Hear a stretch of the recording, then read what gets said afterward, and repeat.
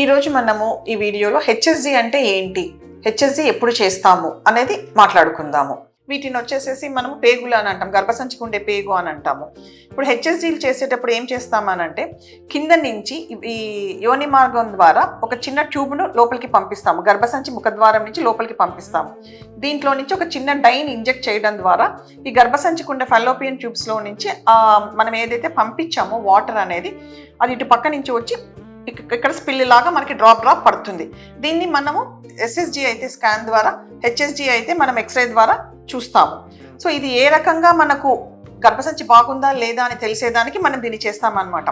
ఈ రకంగా పంపించినప్పుడు ఒక్కొక్కసారి ఇక్కడ ట్యూబ్స్లో నుంచి బయటికి రాదు, మనం ఏదైతే పంపిస్తామో ఫ్లూయిడ్ అనేది ఇక్కడి వరకే ఆగిపోవచ్చు, ఇక్కడి వరకు వచ్చి ఆగిపోవచ్చు, ఇక్కడి వరకు వచ్చి ఆగిపోవచ్చు. సో ఇక్కడి వరకు వచ్చి ఆగిపోతే మనం కాన్వల్ బ్లాక్ అని అంటాము, ఇది మిడ్ బ్లాక్ అని అంటాము, ఇది ఫింబ్రియల్ బ్లాక్ అని అంటాం అనమాట.